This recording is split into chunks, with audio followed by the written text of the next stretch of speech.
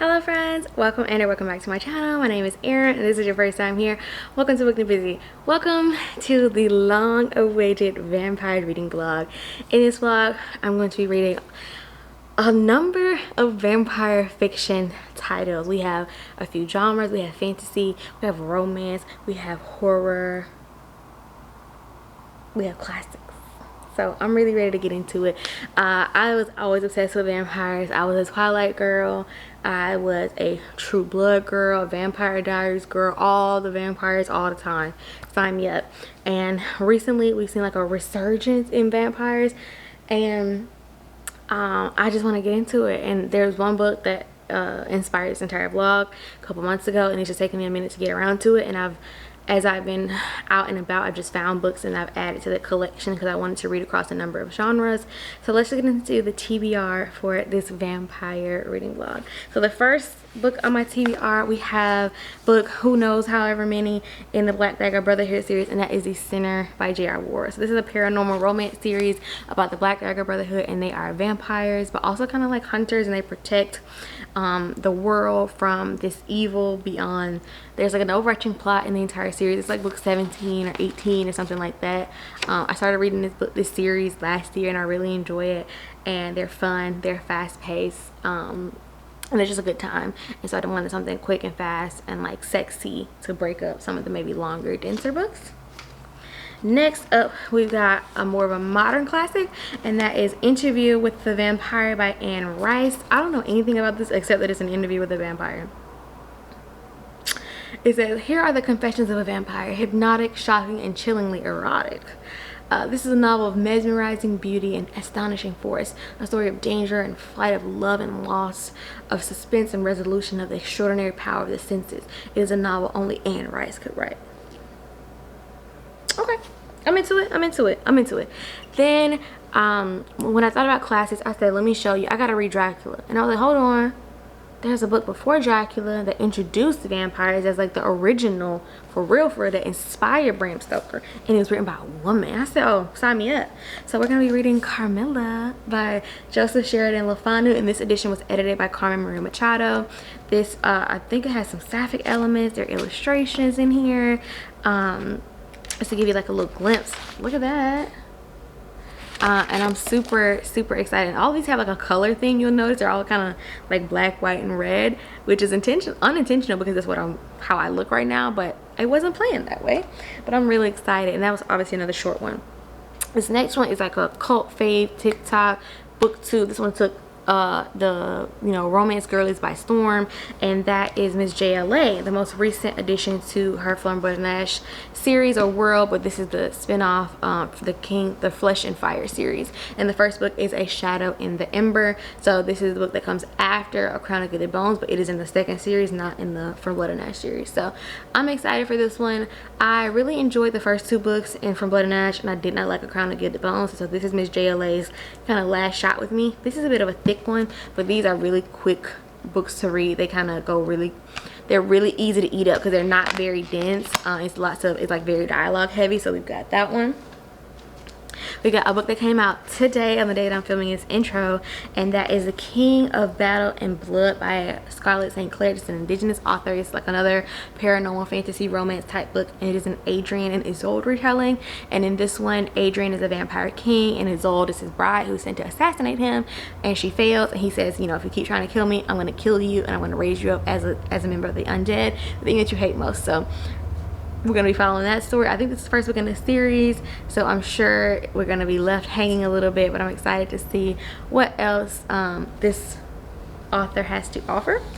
Next up, I decided to switch up genres a little bit and go for a little bit of horror. So we've got The Southern Book Club's Guide to Slaying Vampires by Grady Hendrix.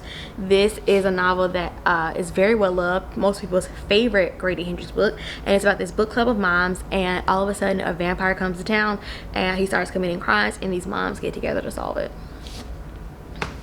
Second to last in the book that inspired this entire video, we have an adult fantasy, the first book in a new trilogy, and that is Empire of the Vampire by Jestifer by J. Kristoff. The first book in his newest fantasy series. It's an adult fantasy, and in this one the sun hasn't risen in 27 years and vampires have taken over, and we follow our main character, who is the last of the Silver Saints, and their holy order is dedicated to destroying creatures of the night and the undead and things like that. And so this is the one where I was like, okay, should I do a dedicated reading vlog for this, or should I do like an entire vampire vlog? And the people wanted a vampire vlog, and so it's taking me a minute to get it together, to get filming this vampire vlog, but that's that. And then last but not least, I mentioned it earlier, I couldn't do a vampire vlog without reading the cult classic, what people feel like is the original vampire text, and that is Dracula by Bram Stoker. I was not going to be including this in this vlog, but I was at my bookstore recently and I saw this stunning edition, and I said, okay, this is the edition of Dracula for me. I've been seeing it around, and there's so many pretty editions of Dracula, but this is the one that like spoke to me. This is like the Edward Gorey edition, and it has these stunning end papers. So those are the books that I'm going to be reading, but I am so excited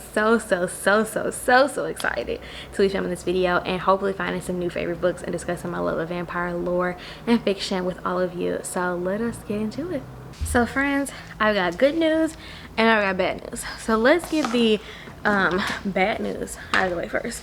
So I can't find my copy to talk about, but I have DNF The Sinner by J.R. Ward. Something about it just is not working for me.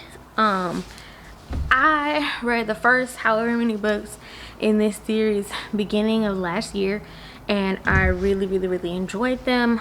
I like marathoned it, had a great time, but trying to read The Sinner, and also like the older ones, they were proud of their time and it was okay, but like The Sinner came out recently, and it's just the contrast between, you know, calling shoes shit kickers like in 2005 and talking about the keto diet and Amazon one day delivery, it just wasn't working for me. And none of the three characters that we were following were interesting to me. I didn't really like, I was just not vibing with the writing. I don't know what it is, but it just was not working for me. I have not read one of the, you know, Black Dagger Brotherhood books since I read all of them early last year, which at this point has been almost 2 years now. But trying to read The Sinner was like a chore. I got 50 pages in because I was like 2 chapters in, I was like, oh, I don't like this. And I was like, oh well, I shouldn't DNF it like this early, you know, I should give it, you know, a bit of a longer shot, and I couldn't do any more. So that was the bad news. The good news is that I also started Carmilla by Joseph Sheridan LeFanu. I think I mentioned that this was a woman. It is not, it's a man. I think I was confused. But I am 4 chapters in, and so far I'm really loving it. The writing style is just so like haunting and beautiful and mysterious, and also I really love this edition. I'm glad I tried the audio, don't recommend it. I'm glad I'm reading this edition because Carmilla Machado, like, she puts these like end notes and footnotes, and she, you know, kind of describes things and what they might mean to the time, or just adds a little bit of something to the reading of the story, and I'm really liking this one. So I just wanted to give y'all that one. So where we are right now, we have our main character, what's her name, and we realized that this story is actually like, well, it was believed to be fiction, but it's possible that it was really based on a true story between these 2 women. So we are right now, we have our main character and her father, who live in this like castle kind of, or manor house, and I want to say Austria.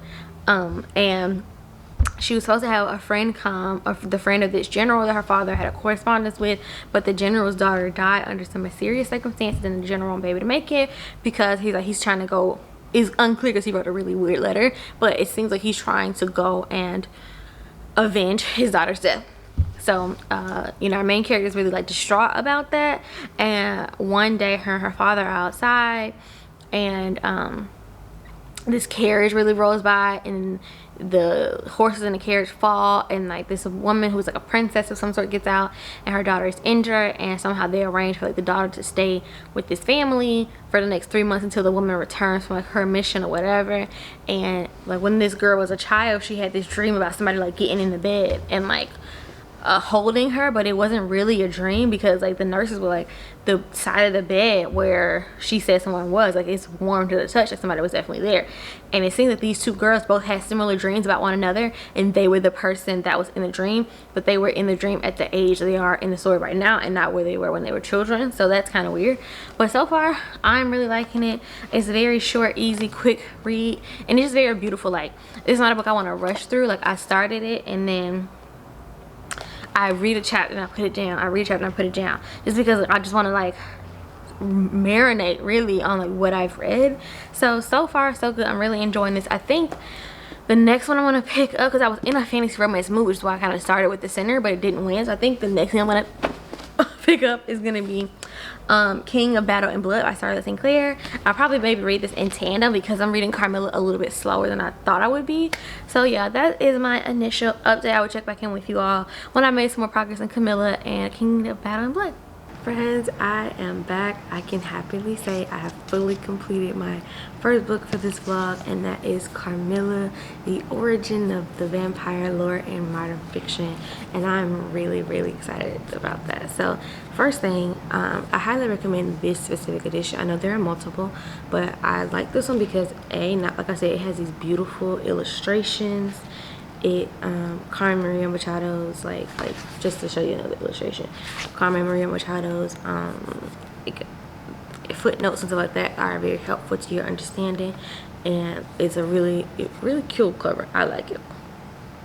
So Carmilla, obviously this was written in 1871, so the writing style is like very different than what we saw today, but this was very sapphic. I was actually surprised by which, like, I feel like it was overt, and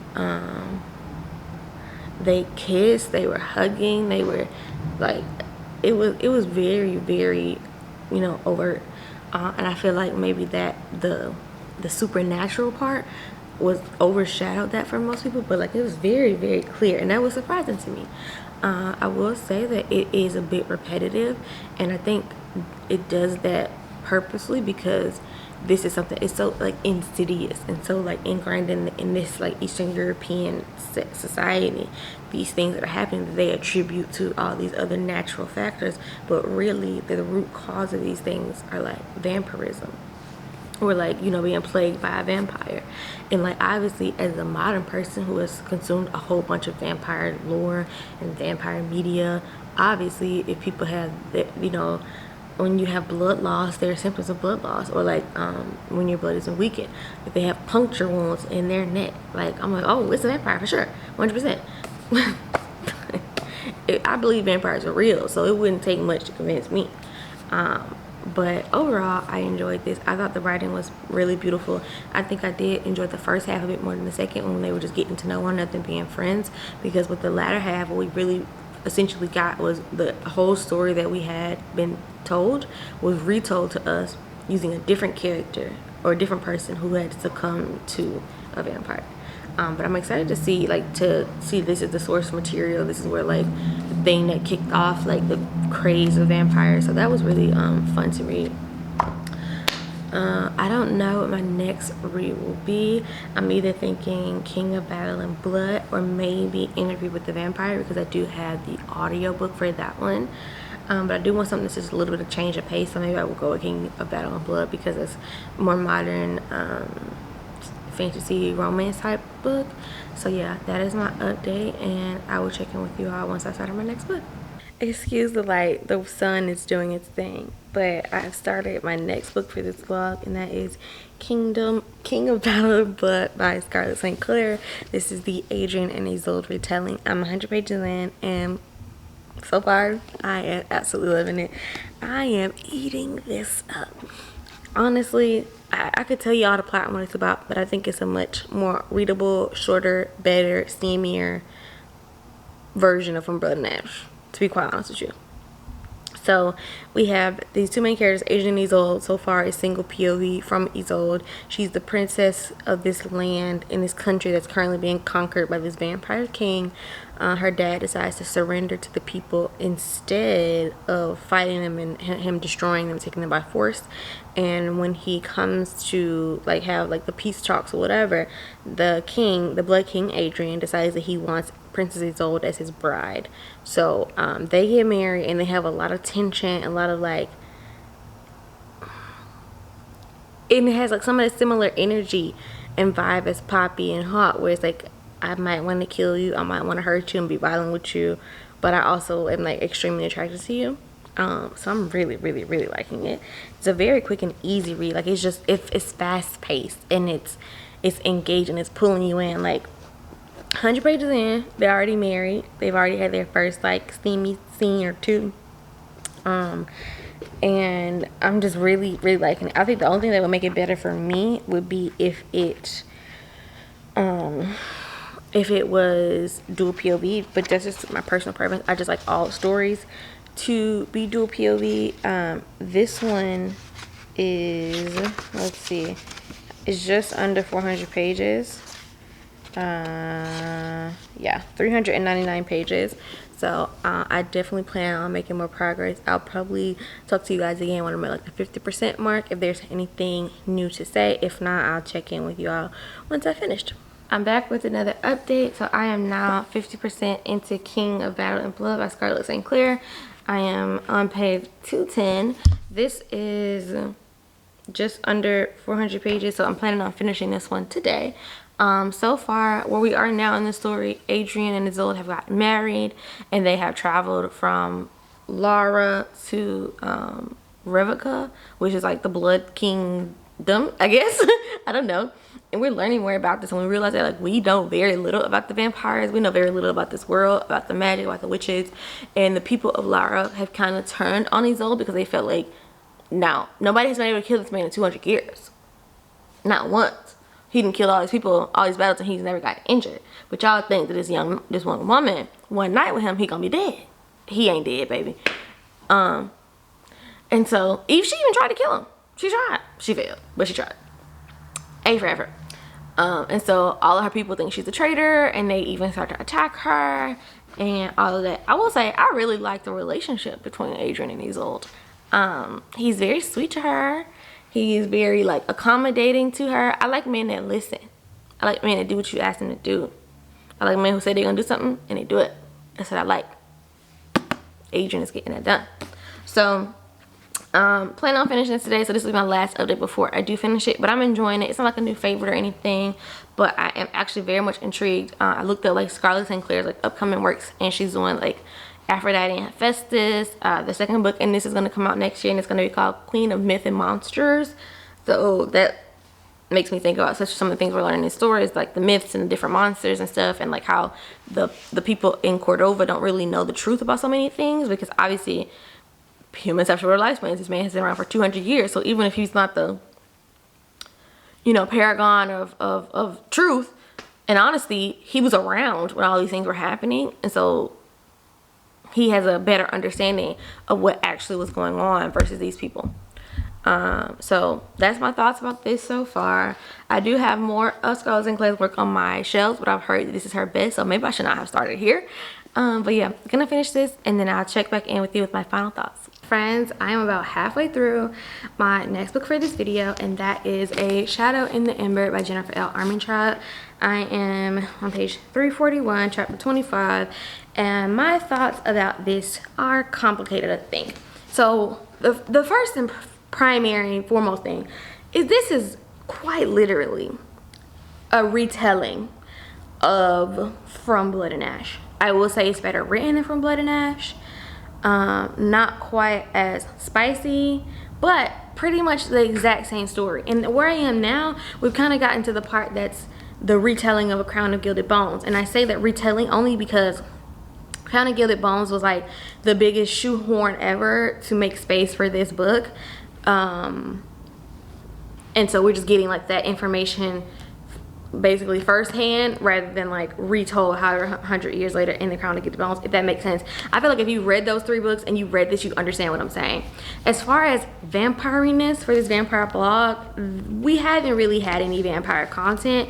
We've seen a couple things, and I feel like in this one people are much more aware that that's what's happening, or that these gods and these primals or whoever have fangs, but that's about it. So this was probably the worst choice of book specifically for this vampire vlog, but there is still half of the book to go, so who knows what's gonna happen from there. It's fine. I think that Serafina is definitely a bit more of a compelling main character and less annoying than Poppy. I just recently got to a reveal that I feel like is supposed to be a big reveal, but I think that it's extremely obvious from the beginning, especially if you've already read the first 3 books in the series. In the other series, I think it's extremely obvious. Honestly, I think it's obvious regardless, but at this point, based on what I've read, I would almost recommend, like, if this world where this Flesh and Fire or Blood and Ash interests you, I would almost recommend not reading from Blood and Ash in that series and just starting with this, because it is better written. It's the same storyline essentially, but this is better written than that, and the second book has recently been announced as well. So at this point I would just say just read this one. So that's really all I had to say about it right now. I wanted to give you an update before I finished it, because it's a book that's hard to update on because not very much is happening. It's not very much has happened at all in these 350 pages. Our character Serafina, she has abilities. She can heal. She's a really good fighter. She, like, the magic of the gods and stuff is called ether, and she is able to, like, bring things back from the dead basically, or like from the verge of death. But overall nothing has really happened, and the god that she's interacted with, like the hawk to her Poppy, essentially is this guy named Ash, and they meet under these mysterious circumstances and they have this really good banter, whatever. I guess one thing I appreciate about this is that while she is the maiden, once that no longer was the case, she has lived and experienced things, so it's not quite as chaste, I would say. She's not quite as chaste as Poppy was, but overall it's the same story. So I'm gonna finish this, and then I'm gonna let you know, like, my final thoughts, and we'll move on to the next read, which hopefully inspires me to have more to say about it.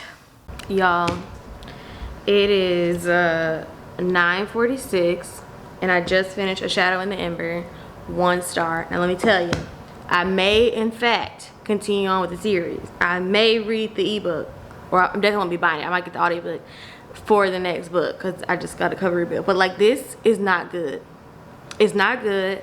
It is the exact same story all over again, and it's almost like going back and rewriting other things in to make the things that have happened already make more sense and filling in those plot holes. So I have started my next book for this vlog, and that is the Southern Book Club's Guide to Slaying Vampires by Grady Hendrix. So this is a horror.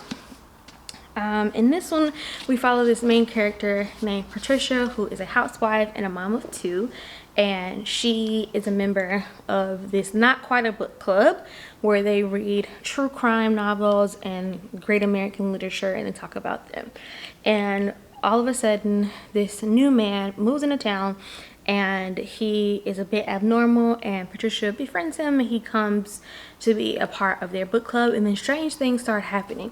So where I am, I'm about 35-40% of the way in, so I feel like I'm at a point where things in the story are about to change, so I definitely want to give you my thoughts before they do so. Even though we've had some increasingly creepy things begin to happen and take place in the novel, I'm very interested to see what's gonna happen.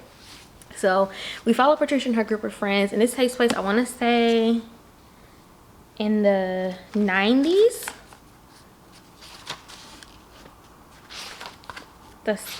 I could be wrong. Yeah, in the 90s I think is when it takes place. And so they're reading these true crime books, and like the book is divided into these sections. So they're reading Helter Skelter, they're reading The Stranger Beside Me, they're reading The Bridges of Madison County. And I've never really been a true crime girly, but after reading The Devil in the White City, I think that I might become more interested in reading true crime and like reading some of the books they're talking about. And the topic of the books kind of lead into a discussion about things that are happening in their community and in the surrounding community around them, because they live in like a suburb of Charleston, and there is I don't want to say it's segregated, but the area that they live in is pretty white, and then nearby there is a black part of town called 6 Mile.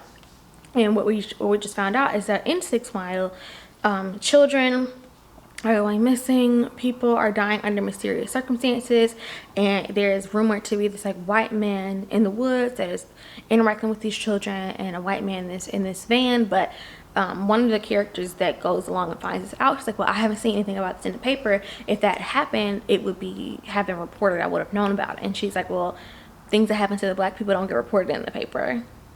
We reported to the police, and they're like, oh, we don't know what's going on, it could be anything, we'll get back to you, but nothing is really happening. So it's definitely a conversation about like race and systemic racism and how that plays into like people who do crimes, because similarly to today, when young black women and brown women and women of color, also men as well, are victims of crimes, they don't get nearly the amount of attention that is given to young white women, especially young attractive white women who are victims of crimes or who go missing and things like that. I'm from Alabama, so I automatically think of Natalie Holloway and just how much national attention that got to have never been found. But like, black girls go missing every day, and black children go missing every day, and they don't get nearly the amount of fanfare. So I am enjoying this.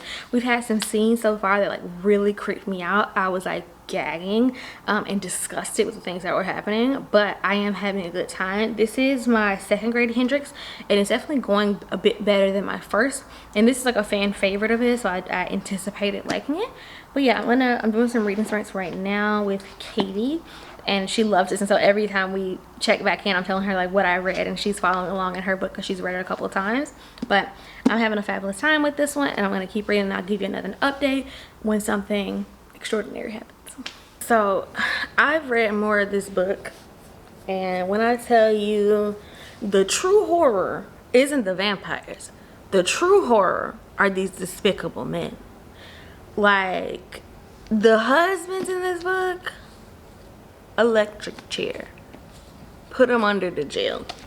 Like, it is something else. Like, I am now 275 pages in, pretty like 60, I want to say, percent into the book. Maybe, I don't know math. I have like 125 pages left, and it's not enough that James Harris is attacking kids and killing people and summoning rats and beasts and stuff like that, but then he had to ruin the book club too. Women can't have nothing. I swear, men deserve less. They deserve absolutely nothing. The husbands in this book make my soul shake. They are so, like, the way that these wives are treated, the way they are belittled and demeaned, the lack of value that's placed on homemaking and homekeeping and raising a family and being the supportive parent at home is just ridiculous. And the way that these men constantly gaslight these women, and the way that the vampire in this story, the bad guy, the way that he preys on the women, and the way that he plays on the assumptions that these husbands make, like, it's so infuriating. Like, the way mental health is used as like a weapon, the disrespect. Like, these children, Corey and Blue, need their ass beat, no doubt about it. You can have whatever opinion that you want. If you read this book, you know that they needed a little something extra, because I had to stop reading this because I was getting so angry when they had this little intervention. Listen, I've read Grady Hendrix before, and I didn't enjoy it as much, but this book is so well written because it's making me so upset, and not even upset, like I said, about the horrifying things that are happening, because yes, it's horror, but the real horror is the way these men are gaslighting these women. That's the real horror. That's the real crime. And now we've had this like time jump, which I wasn't expecting, and I'm just like, when is the reckoning gonna come? That's what I want to know. When is the reckoning gonna come? I just finished the book, and let me tell you, Grady Hendrix did what he had to do. He did what needed to be done.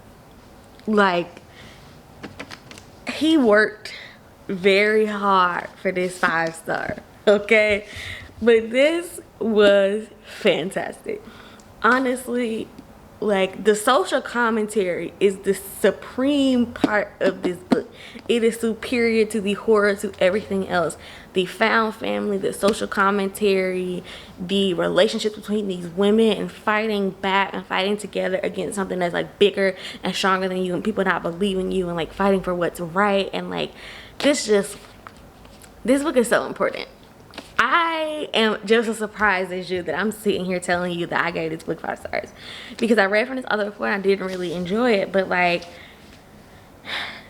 this has so many important things to say, and I am just taken aback that it's taken me so long to read this. I literally had the receipt in this book, and I bought this book on September 14, 2021, and it's taken me almost a year to read it. And like, this was fantastic. I took my time with it. I read it a little bit at a time. I really sat with it, and I really just had a fantastic reading experience. Like, this book made me feel so many things. Like, I was so angry. I could literally reach through the book and like beat some of these characters up. I could, like, if I had to rank the evils in this book, number 1, the husbands. Number 2, the other wives. Number 3, the children. Number 4, the vampire. Listen, also it's made me very interested in true crime, so I might have to read some of the true crime books that have been mentioned in here. But overall, this is an extremely positive reading experience, and I'm very happy that I read it, and it is so far my favorite book of the vlog. So, another book down. Friends, I come to you having finished the next book for this vlog. So I decided to add a couple bonus books into the vlog just because it's taken me much longer than I anticipated to get this out. So I decided a couple other vampire books have come into my collection, so why not review them in this vampire vlog as well. So the one that I ran through like Tomb Raider over the weekend was Silver Under Nightfall by Renchpeko, the first book in the Silver Under Nightfall series. So in this one we follow our main character Remy, or Remington Pendergast, who is the son of a duke, and he is also a reaper, which are vampire hunters. And at the start of the novel, some nefarious things are going on in the city of Eluve, or the kingdom of Illyria, where he lives, and the government is seeking to ally themselves with members of the 3rd and 4th court. And in this world there are various vampire courts, and each court has their own ethos and the way that they interact with the humans, the way that they approach how you can join them, things like that. And so we've prior to the beginning of the novel, this relationship was being built between the 3rd and 4th court, because the Summer Lord, the ruler of the 3rd court, he is engaged to be married to the daughter and heir apparent of the 4th court. And lo and behold, this is like a polyamorous vampire romance, or vampire fantasy romance, whatever you want to call it. But the relationship between the throuple is with Remy, our dear reaper, and Shiodan, who is the 4th court heiress, and Zidane Malik, who is the king or the lord of the summer court of the 3rd court. And we follow them as there's this conspiracy going on, and Remy is kind of an outcast amongst his people. People think that he's a vampire because his mom was found in like a vampire coven holding whatever and was killed, and he was, you know, cut from her body, and it is believed that she possibly had been turned into a vampire prior to her death, and so that he's like half vampire. And his father is infamous as a reaper, and he trained him up in that similar way. And so while he has not the greatest reputation among the reapers, he is the most successful, and he often takes the jobs that no one else is willing to take. And we start at the beginning of the novel, he is sent out to kill a young woman who had been kind to him, and kindness is a bit of a luxury in his life because not many people are kind to him given his parentage and his history and the rumors that go around about him. Also because essentially his father puts him out to stud to get information from the noble women of this society. So because of all these things, he is not really welcome in all the social circles, despite the fact that he's a son of a duke and like a marquis in his own right, as well as a very highly decorated reaper and an attractive young man. So he is sent to kill this young girl who has become a vampire, and she, you know, has to be put down, and he really struggled to do that. And in doing that, he encounters this group of young bloods, so freshly turned vampires, who are terrorizing her and are just making a ruckus. And so he proceeds to kill them, and before he can kill the final one, this man comes up, and who we later find out is Mr. Summerlord in Third Court himself, and they have this interaction that's like it's a knife to the throat type of moment. Very tense, very sexy, and this is the beginning of a great romance. And then later on, shortly afterwards, he is in the garden, kind of waxing poetic about his life and his circumstances and the sadness, and like he's very kind of melancholy about life and the way that he feels, you know, a little pitiful man child. And he encounters this beautiful young woman, and turns out she is the Fourth Court heiress and the fiance of Mr. Third Court. And so he gets interactive. He starts to interact with them, and this plot is happening where these zombie-like vampires are becoming a thing, and people from these outlying villages are starting to go missing en masse. And so, because of the growing tensions in the court and the death of someone important, he is tasked with being a liaison between these vampires and the royals and the society of the reapers. And so he goes on a journey with them to try and solve what's happening, get to the bottom of it, and find out who is taking these people and where are these vampire zombie like things coming from. So ultimately, I really, really enjoyed this. My one gripe with this, first of all, I don't care nothing about the plot, baby. I was not here for the plot. I was here for Remy, Shildan, and Malik. Like, that's the only thing. Like, their dynamic was so sexy. Also, can I say, like, I buddy read this one with Mariam and Mina, and this is like the most immaculate level buddy read I have ever had. Like, 10 out of 10, highly recommend. We all like started at the same time. We just had a group chat going. We didn't have any set number of pages or anything. We just were reading it and talking about our thoughts as they came, and it was just such a fun time. I ended up being the first one to finish, and so watching them go through the things that I went through is really interesting. My one gripe I will say is that, like, while we do see some of the intimacy between them, the actual getting down to business, we do not get to see. And child, I was so distraught, I had to DM Ren Chapeko. I said, baby, what is you doing? Like, come on now. I was having a glorious time, and then you wanted to close the door in my face? Why would you do that? And so they responded to me, and they were like, it's more in book 2. I'm like, okay now, because I was going to read the Court of Wanderers anyway, especially because that is the name of the Third Court. But I'm here for the romance. I'm here for the throuple. The fantasy world is cool, it's fun, the vampires are interesting, but baby, I am here for this romance, for this relationship, okay?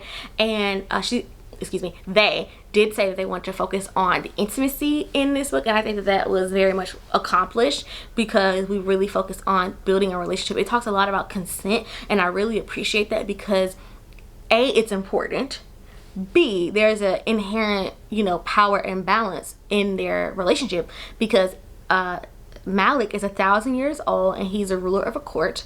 Shildan is 40 and she is the essential ruler of a court, but they're also naturally a lot more powerful than Remy. So that, and they obviously have the established relationship going into it. In addition to that, Remy has a past and a history with women where he is objectified and he is used for his body, and no one ever gives him anything without expecting something in return. His entire life and all of his experiences with women from the age of 15, he's 23 now, have been transactional. And so he really struggles to reckon with the fact that someone wants him for him and for who he is, and not for what they can gain from association with him, what information they can get out of him. And so I really appreciate the time that Ren Chapeko spent on developing this relationship, establishing this trust, and making sure that consent was ongoing and enthusiastic. I really appreciated how that was handled. And also we got to see the different relationship dynamics between Shiodan and Malik, between Shiodan and Remy, between Remy and Malik, and they all these relationships progress at different paces, at different speeds, and each one of them was advocating for the other one, and I just thought it was just so well done. So I'm settling on a 4-star for this. I originally gave it 3.5, but when Ren told me it was gonna be the reason that because that's why I got the half-star, not gonna lie, was because they wanted to focus on the intimacy and, you know, making sure that the word count wasn't too enormous. I could understand that, and given that that was the intent, I really see how that was handled really well, and I appreciate how it was done. So highly recommend this. Really enjoyed this one, and I'm excited to continue on with the series. The sequel is coming out in October, so we don't have too long to wait. You know, hopefully I can get an arc. But yeah, really recommend this. Highly had a great time. I'm really salty with Saga Press because, like, polyamorous vampires is such an easy sell. Such an easy sell. And they're doing absolutely no promo, no press, no promotion tour, nothing. And the book only has like 1,600 ratings on Goodreads. And book 2 is coming out in October. I haven't heard a peep about it, but it's okay because I'm gonna put this book on my bike and y'all gonna read it because it's amazing. And I think you'll really enjoy it. So that is my review of Silver Under Nightfall. Hope you've added it to your cart or requested it from your library. And I'll be back to you when I have thoughts on my next read. Hello, my friends. So my hold for Interview with the Vampire, the audio came in last night. And so I have been listening to it today. I wanted to listen to the audiobook because it's an interview format and also is narrated by Simon Vance. And I just love his narration. So I thought this would be the best experience given the formatting of the book. So I've listened to part 1, which in the mass market it's like 158 pages and it's like 47%, so almost 50% of the book. So my thoughts so far. Now, prior to putting this book on this TBR, I had no idea what this story was truly about. I also didn't know, which I realized after the fact, that the Empire of the Vampire is structured, the title is structured to like mimic this. And also, yeah, so but in the between putting this on the TBR and reading it right now, I have watched the first episode of the show with my grandma, and it would seem that AMC has a superior version. Sorry to Miss Ann, but if you're unaware, Empire of the Vampire is the story of this man named Louis, who is telling the tale of how he became a vampire and his life as a vampire. The story starts out in like 1791, I want to say, or like late 1700s, early 1800s in New Orleans, Louisiana. Louis is a plantation owner, and he is accosted outside of his home by this vampire named Lestat, who wants him, who wants to turn him because he wants the plantation that Louis owns and runs so he can have somewhere to like store or house his father. And also, like, okay, I'm gonna just tell you what it is. Louis is broke. He is broke as a joke. He's broke and he's a young vampire. And I'm just like, what's the point of being immortal and having all these powers if you're gonna be poor? Like, you couldn't catch me as a poor vampire because you could literally compel people to give you their money. You have so many abilities, so many ways of making money. Like, I have never in all of my years of reading vampire fiction read about a broke vampire. Like, what? On top of being broke and uneducated, he has, what's the word I'm looking for? He is uncultured in a lot of ways, and it's actually quite pitiful. Louis is also quite pitiful, but in a very different way. And so he essentially needs to turn this man so that he has a roof over his head and somebody to take care of him and his father, and he gets used to, you know, the life of luxury that Louis provides for him. Well, the difference, this is in a review of the show, but in the show, Lestat is this like cultured, beautiful man who has this life of luxury, and he almost seduces Louis in a way into vampirism. And in the show, they have this like great romance. I haven't watched that far, but like I do know that to be the case.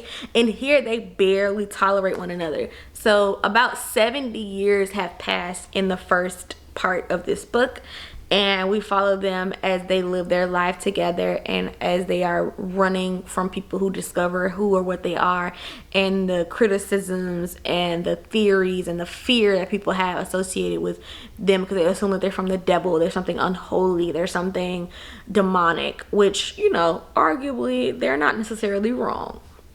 And there's a third party brought into their dynamic, into their little family.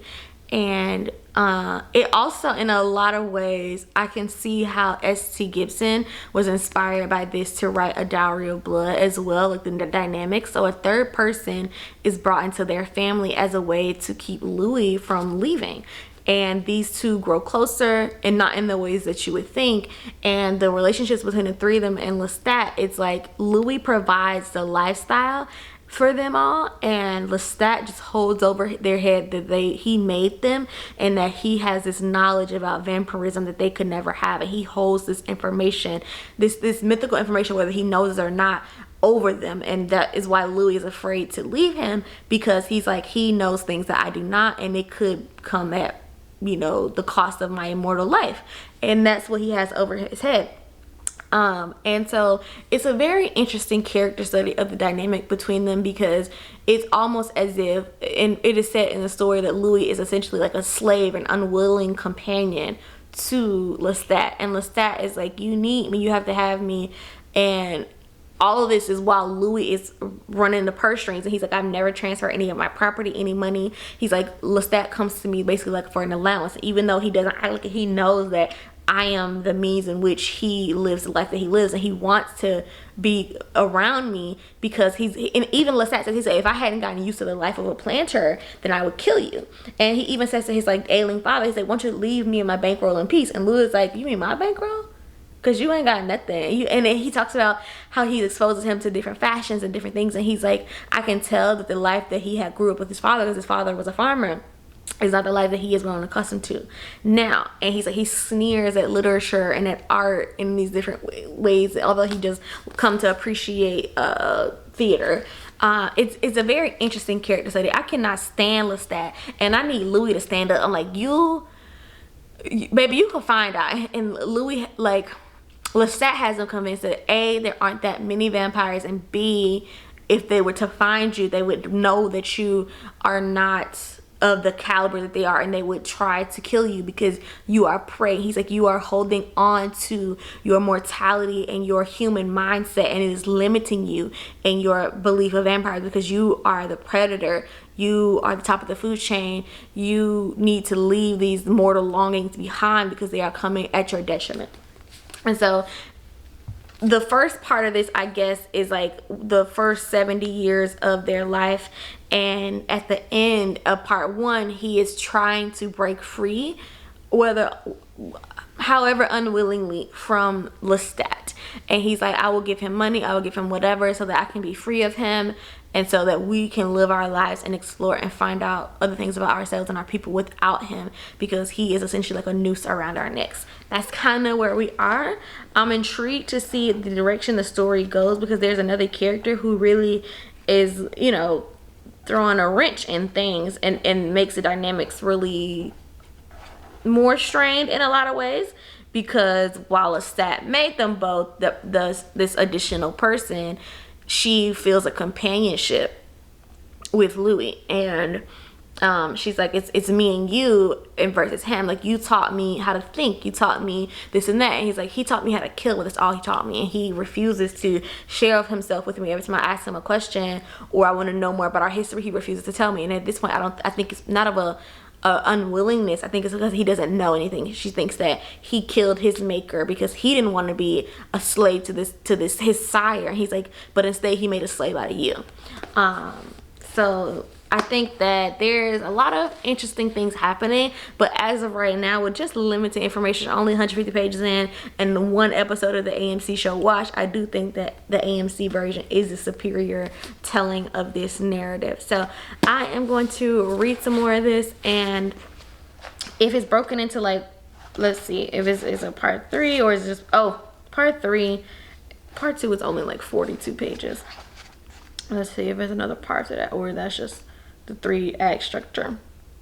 I may give you an update after part 2 if something significant happens, because I do think that that's why part 1 and part 2 at least are divided, because there's a significance to the ending of part 1.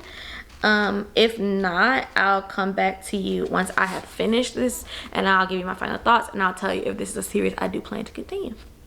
Friends, I am back with an update. I have finished Interview with the Vampire, and sadly this is a 2-star. This is not a good time. I struggled to see the hype. I think that if I were not listening to the audiobook, and if Simon Vance's narration was not as lush as it was, I don't think I would have finished it. I actively like DNF'd this twice, but because I still hit the audio, I was like, I'm gonna give it another shot, and I'm gonna listen until I get sick, and then I'm gonna stop, and then I'll try it again. And honestly, this was very underwhelming. Reading all the reviews, I struggled to connect the things that these reviews mention with the actual story that took place. I think the major downfall of this story is that it is solely told from Louis's point of view, and Louis is so disgustingly pitiful and passive. He is a backseat character, minor character, side character in his own life. Everyone that he interacts with like runs him, and he does not have any backbone. He does not have a spine. He does not have any opinions. And when you're following a character's life over 70 plus years, their own pitiful narration of what they do, and it's very frustrating to read. And it's like, this could be sexy, it could be salacious, it could be, you know, intriguing, because I think it was well written. But I think the main flaw of this book for me is that the vampire that it is about is so boring and so uninteresting. He doesn't do anything worth noting. He is not a character worth writing a book about, to be quite frank.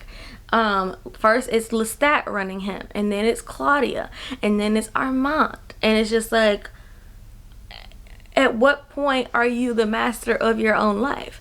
I will say, as far as vampire media and vampire fiction go, I can certainly see the impact and the influence that Anne Rice and Interview with the Vampire have had on popular vampire media. Even with this, like, the interview style, because I'm going to give you an update on my next read, and that's the same like framing narrative that is happening here.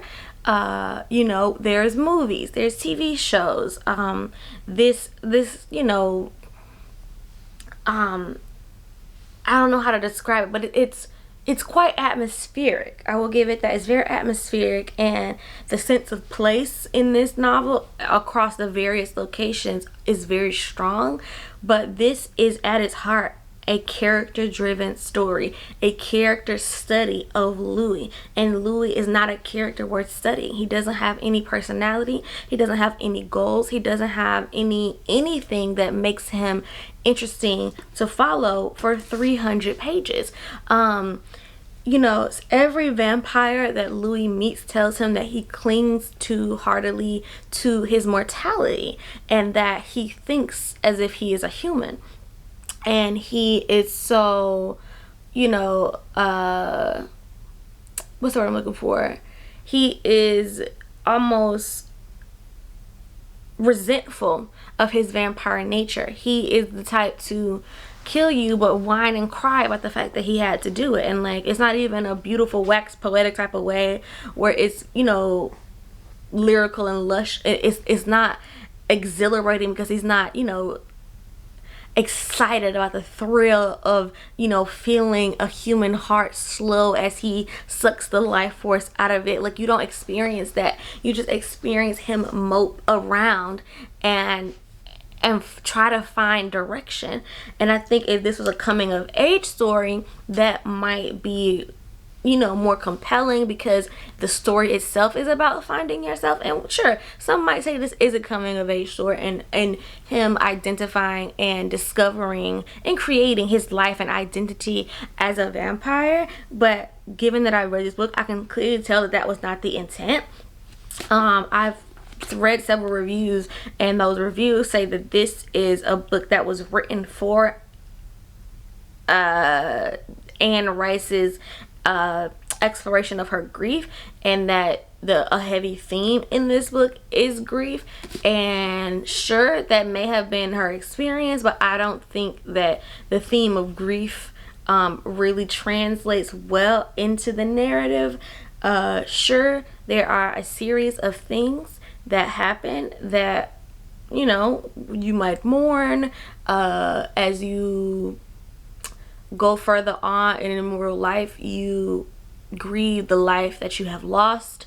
You grieve the people who have not followed you into the eternal night, and who waste away over the years. You grieve the possibilities of what, you know, your life might have looked like as immortal. Sure, all those things are technically true, but I don't personally feel those were things that were heavily explored, or maybe explored enough that it is a noticeable theme throughout the book. But who am I to say whatever? Ultimately, I did not enjoy this. I will not be continuing on in this series. I can appreciate what is done for vampire media, but on its own, I don't see much merit. So speaking of its influence on vampire media and fantasy, I am now reading Empire of the Vampire by Jay Kristoff, the first book in whatever this series is called. And this is a signed first edition of this novel. The series, it doesn't seem to have a name that's written in the book, but I do think it does have a series title. So I am about 25% of the way through this novel, and it has a similar structure as to Interview with the Vampire. So we're following this man named Gabriel, who is the last Silver Saint, and at the start of the novel he is in a prison cell, and he is being forced to recount the story of his life and his time in the Silver Saints and his you know, exploits. It also, you know, puts you in the mind of Name of the Wind by Patrick Rothfuss, although Jay Kristoff wishes his prose was as elevated and as stunning and noteworthy as Patrick Rothfuss. And we follow Gabriel as he is recounting the events of his life to the empresses, or like the leader of the vampires, to her like historian. And so several points throughout the story, we go from the present day, where Gabriel is telling this story and he is being coached on how to tell the story, because this is this narrative will be his own slice of immortality, because it will live on, as the guy says, past the time that his bones are dust and he is but a memory. And we follow him, and we start with the beginning of his life and how he becomes a Silver Saint. And in this first 200 pages or so that I've read, we follow his early home life and his upbringing and the events that, like, the catalyst that led to him becoming a Silver Saint, and well, joining the order, and also the world shifting events, which was where there's like an eternal night that has happened, and this is the thing that led to vampires coming out of the coffin, if you will, and being able to take over in such a prominent way, because their main fear of sunlight, the one thing that would keep them away at least for half of the day, is no longer a factor, and there's so little light that there is never a time where the vampires cannot be out and move about. And so we follow those first like formative events in his life with his sister, and his relationship with his mother and the man who raised him, and how those events and the teachings and that impact him later on. And so periodically, like I said, we do go back to that, and we hear not only his thoughts when he was in these moments, but also his reflections on what those things meant to him as an adult, as a grown man, as a man who is a legend in his own right. And even as we go forth throughout the narrative, we skip some time, and so we see him further on, when even, and this is I can definitely see, the more I talk through, I can even more so see the inspirations of Name of the Wind in this book as well. But we see, we skip past the making of the legend. We go these original days where he's at the monastery, academy, whatever it is, where they're training and they're like home base, and then we skip to him years later where he is a legend among the Silver Saints. And I assume that at some point we're gonna go back and forth in the narrative, so it's not necessarily told in the most linear way. And from what I've heard, I know that Gabriel is the main character, but he is not necessarily the most important character in the sum of the novel. So I do still have 500 pages left, plenty of time. I will say I previously read the first like 150 pages of this, and I did enjoy it much more on my first read through than I am enjoying it right now. And maybe it's because I'm reading it on the tail of Interview with the Vampire, and I can see the similarities to that. And while Gabriel is this legend, he almost doesn't, because he is the one telling the story, he doesn't put the same amount of gravitas maybe on the telling as if someone were recounting the events of a hero in the things that he has done. So right now it's feeling like a 3-star, but there's so much of the story still left to be told and to be explored that I have, you know, not made final judgments. I do know that there's lots that can happen and my mind can be changed. So I'm excited to read more of this, because most of this was things I had already experienced, and I feel like once in my next update, when I have more of my first time reactions to latter parts of the story, I might feel differently about my level of engagement and enjoyment in like the telling of Gabriel's story. So that is where I am, and I will update you all when I've read more. Alright, so I wanted to do one last update, or one more update before I finish the book. So right now I am 75% through Empire of the Vampire. I am in book 6, chapter 2, page 571, and sadly I don't think my feelings have changed very much. I think that this book had a lot of potential, but I think that, and you know, it's just, I cannot say what the intent of the story is, nor can I say what the direction that the author is hoping to take before a series is completed. But I feel like the bones of a really good story are in this book. But I think that it's overwritten and it's a bit bloated. I think that it could have benefited quite heavily from editing, because I think that it's very repetitive. And also, I just based on the nature of the story, I do think it would have benefited from a different method of storytelling, because in this we have 3 distinct storylines, 3 distinct timelines. One is the present day, where Gabriel is, you know, moments away from his execution, and he is telling his life story to this historian. That's the one. The second is his days leading up to and being an initiate of the Order of the Silver Saints. And then the third, which is the furthest in the timeline, is what 10 years after his rise to fame, where he is on the road and he is helping to find and protect the Holy Grail. And one thing, especially in this last section, that I didn't appreciate is that in the beginning, in the present day storyline, as well as in the further storyline with the Holy Grail, we hear about the Black Lion. We hear about the tales and accomplishments and accolades that Gabriel has accumulated over the course of his life.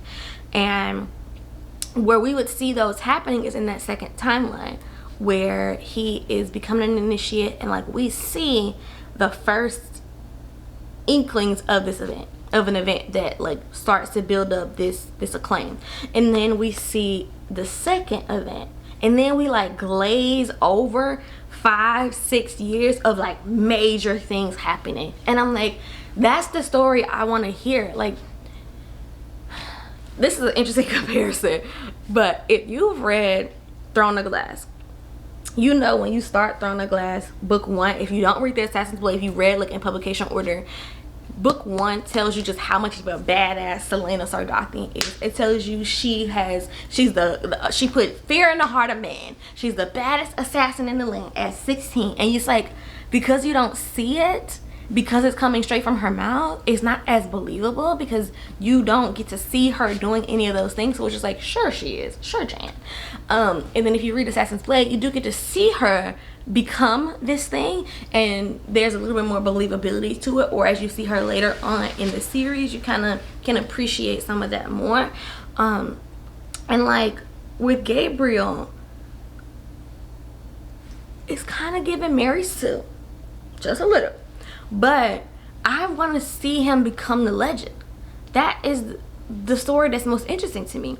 I think that this story would be more interesting if it was told in a linear timeline. Like if we just had the 2 timelines. The present day, where he's telling a story and starting from the beginning of the story, telling his life in a linear fashion and not jumping back and forth between the 2. Because A, that would cut out some of the bloating because we would have one central storyline being told. B, you can get further invested in the story and the characters because you don't know already what's going to happen. Like in the past timeline, if Gabriel's in a life or death situation, I don't have any, the stakes don't feel real because I know that 10 years from now or however long from now he's gonna survive. And that is obviously a fault of the storytelling narrative where you're telling from the present tense, telling what happened in the past. But even beyond that, we see the different elements of the story, the different timelines almost go back and spoil other sections. So when we jump forward to like the present, not the present day, but the further timeline where he is trying to find this holy grail, we see people that he interact with. So even though we might not have engaged with them in the beginning of his initial years, we know this person is going to be significant. And so the story is almost stealing its own thunder in a way. That's the only way I can describe it. And the thing is, while I'm not enjoying it per se, I think there's just enough intrigue to make me pick up a sequel, which is something, because this book is 740 pages and I don't think it needs to be this long. I think it's very meandering, which is to be expected, and to a degree when someone is telling their life story, because the things that they think are significant or the things that they remember aren't necessarily the things that you would highlight if you were telling someone else's story, if it was more like a biography than an autobiography essentially.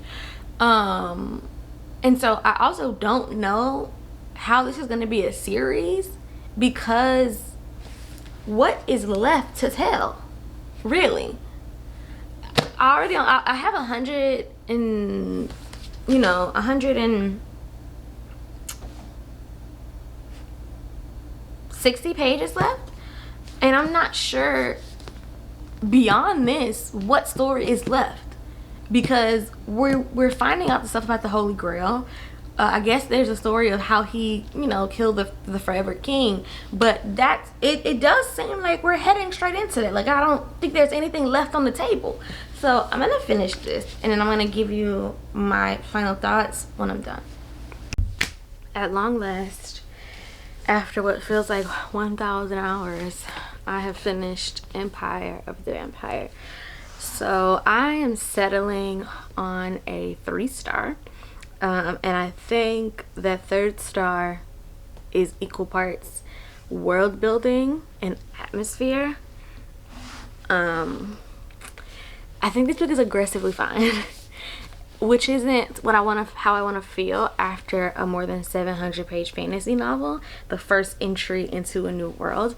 And honestly, I'm being a little bit generous with that like half-star for world building, because this world doesn't feel very inspired, nor does it feel very original. Truth be told, this story is very much an amalgamation of so many other stories. It is like J. Kristoff took these tried and true fantasy elements and tropes and character archetypes and our real world and religion and history and put it in a blender and created this story. And you might say, hey, that's like the basis for I'm sorry, I have a neck pain.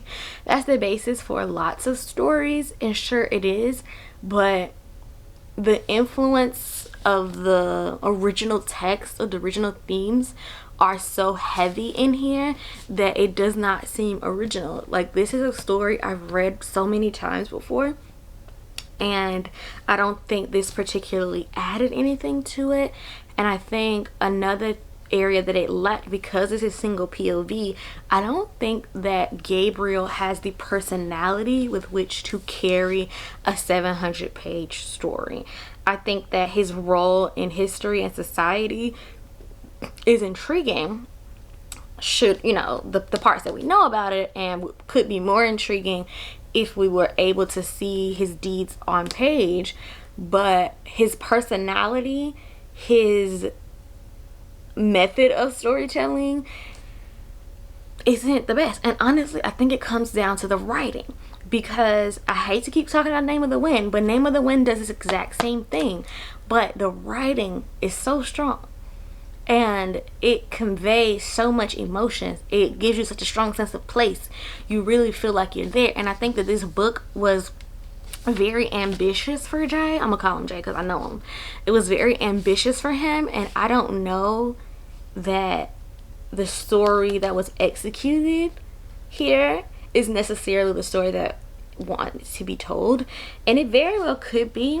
I feel like there is so much potential in here.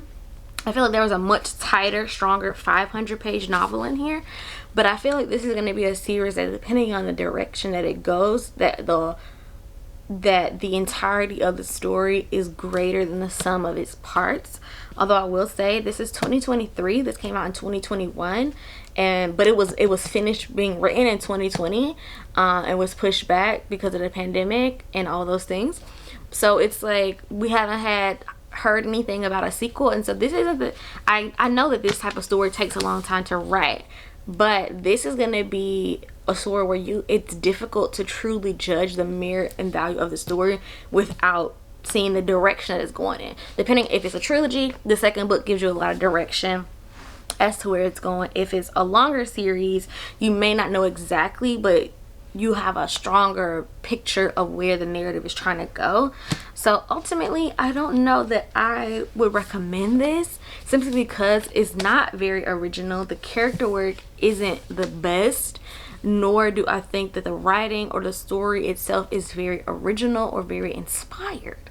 So I hesitate to recommend this. I think if you were interested in Empire of the Vampire, I don't think you need me to tell you to pick it up. I think, but this is a huge release when it came out. Jay Kristoff is a very well regarded author who has a lot of, you know, acclaim, let's call it that. So I don't think he needs my, you know, stamp of approval. But this isn't one I would think highly, like, this isn't one I would rush out to recommend or buy. I think if you're intrigued, I will say the one thing I will say about this book, which has nothing to do with Jay, but the production quality of this book is top tier, from the end paper to the illustrations to like the chapter headers, the book titles. It is a very well produced novel, so shout out to St. Martin's Press and whoever, you know, the designer of the book was. That person, the jacket design was by Young, but I don't know who did the stuff for the book. Either way, the book itself is very well crafted, so I think if you buy it, it's a great addition to your shelves, but the story leaves a lot to be desired. So we've got one final book for this video, oh my god, and that is starting or ending where everything started, with Dracula by Bram Stoker. So I am going to start reading that. I saved that for last because, you know, that was just, even though Carmilla by J. Sheridan LeFanu predates Dracula, I think Dracula is where we see the true start of the rise in popularity of vampire media across literature, or vampire literature, and the appeal and the lure and, you know, all that. And so I want to see where everything started. I do know that the story primarily is told in letters, and it isn't from Dracula POV. It's about these people around him. So I'm intrigued to see what I think of it, and then in the end we'll talk a little bit about the vampire lore across these different novels. So I'm gonna get started on Dracula, and I'll be back with my first thoughts. Good morning, my friends. I ended up falling asleep last night before I could bring you my initial thoughts, but it's Monday morning, and if all goes to plan, you'll be seeing this video tomorrow. But I have read the first 5 chapters of Dracula. The first 4 chapters, because I'm at the beginning of chapter 5, so that's 56 pages. And honestly, this book is already very much surprising me.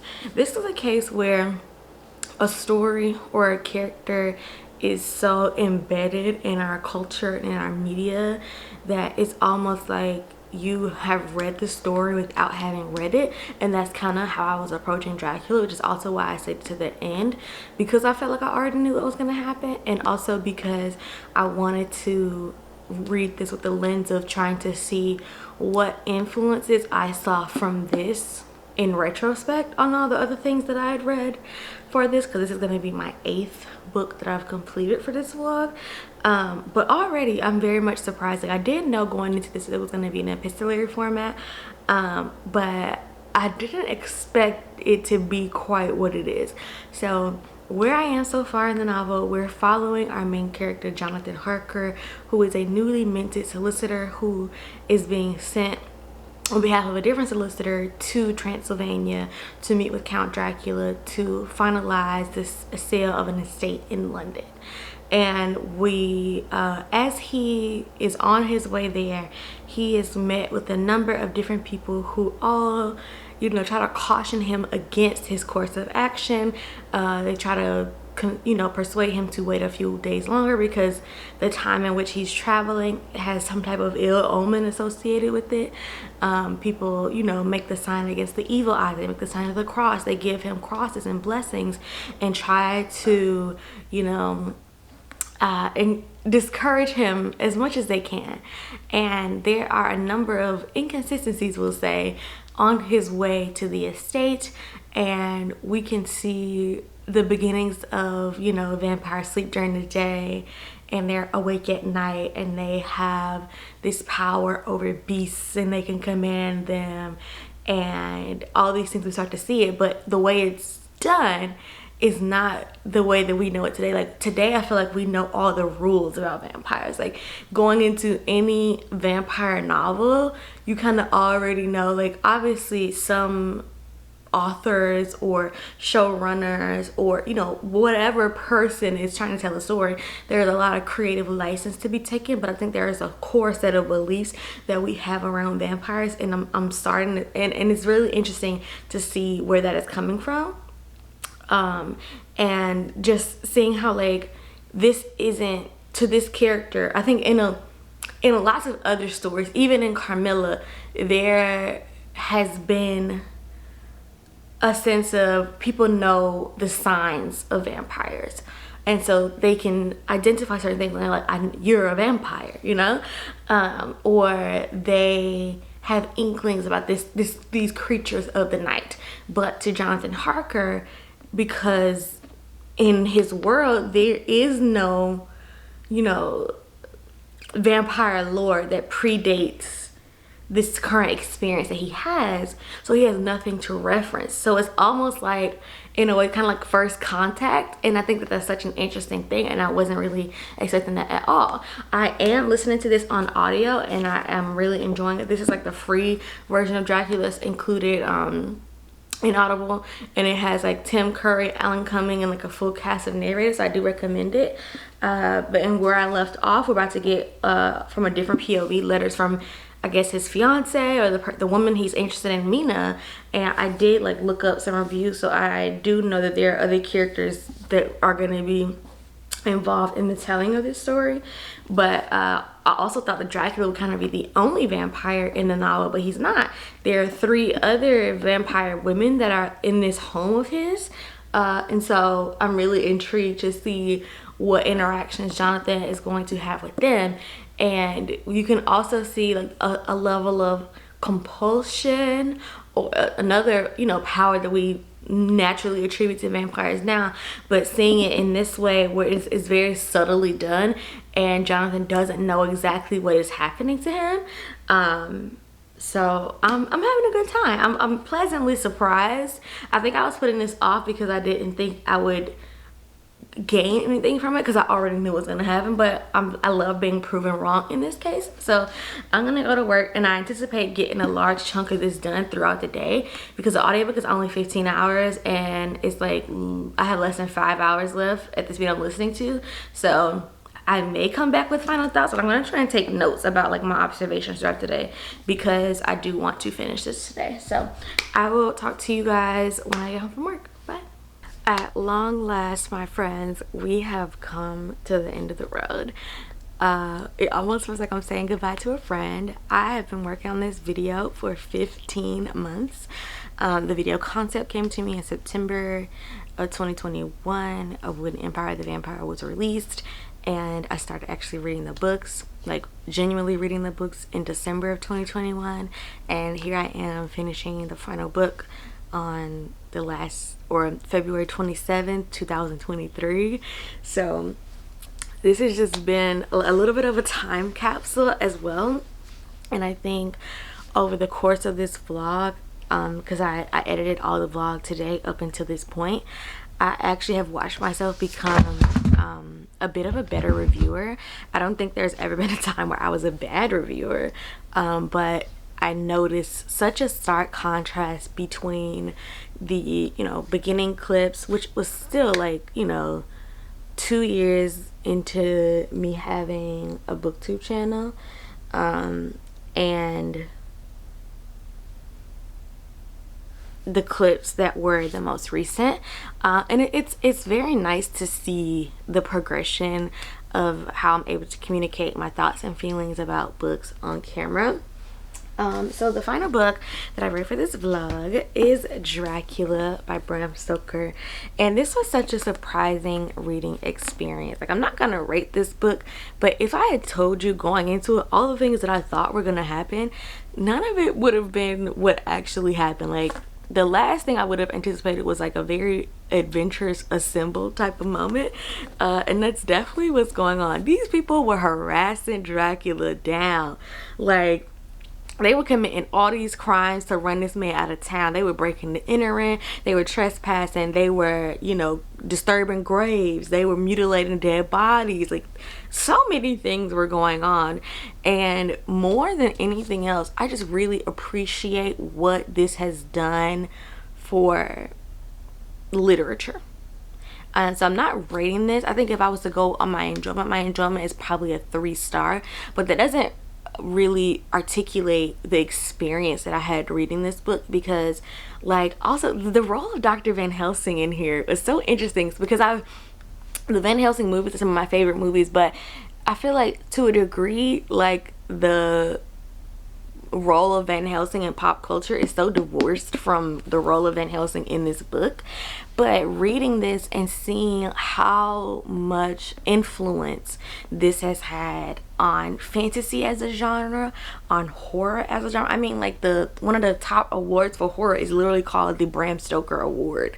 So this book has just been so influential, and I really appreciate that. And just even seeing how in this, the preeminent vampire novel, we see how they you know, compare the things that Count Dracula is doing to, you know, various myths and legends of creatures, and it's compared to like Nosferatu, and like how all these different, you know, cultures have names or story or oral history that, you know, center around this type of being and creature.